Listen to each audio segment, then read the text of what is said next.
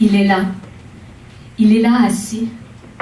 Il est là assis, le dos droit, immuable sur un tabouret en fer, égrenant les minutes, les semaines et les mois, pendant que Bangkok autour de lui s'affaire. Minuscule dans le foutoir de son échoppe, le vieux taille se fond au décor, plus immobile encore que ses objets incolores. Autour de lui s'empilent chaussures en cuir, speakers d'une autre époque et ombrelles en papier de riz pastel. Sans le moindre espoir d'un jour s'enfuir, à jamais confiné à cette échoppe, les objets et le vieux forment un tout fusionnel. Personne n'est jamais entré. Personne n'entrera jamais. Rien ne sera vendu aujourd'hui non plus. Les chaussures en cuir le savent, les speakers d'une autre époque le savent, les ombrelles en papier de riz pastel le savent. Et le vieux, lui, sans doute. Il ne semble vivre aucune tristesse, ni aucune frustration. Il émiette dans une poche de sa veste une réponse sans question. Prince en sentinelle sur son continent du continuel présent, calculant sans affolement la coulée constante des ans. Il est là assis... OK, non, juste vous dire, là, il n'y a aucune surprise, aucun punch dans ce texte-là. C'est juste une tentative de sincérité. Prenez-la, s'il vous plaît.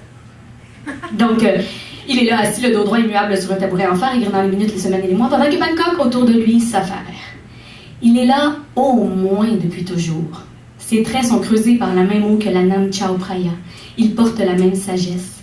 Le dimanche, on y pêche le poisson-chat et la nostalgie de toutes les jeunesses. Les heures glissent sur son corps bonsaï comme la bière Singa dans la gorge des faragnes venus d'Australie ou d'Espagne à la recherche de quelques grandes trouvailles. Déluge sur Khao San Road.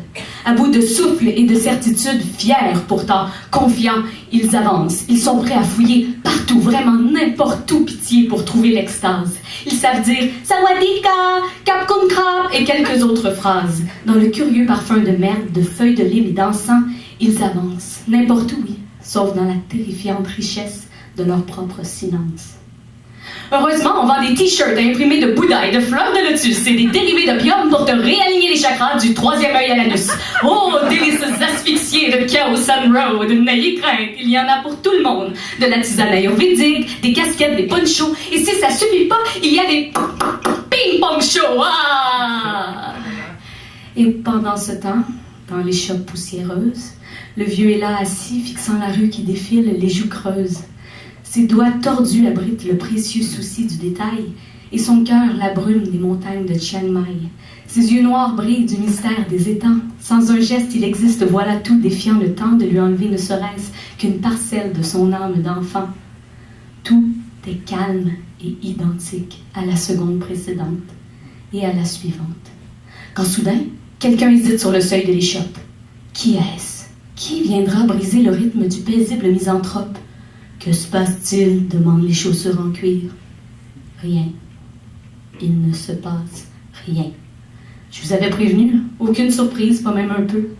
Mais il faut l'accepter, prenons exemple sur le vieux. Il est là. Il est là assis.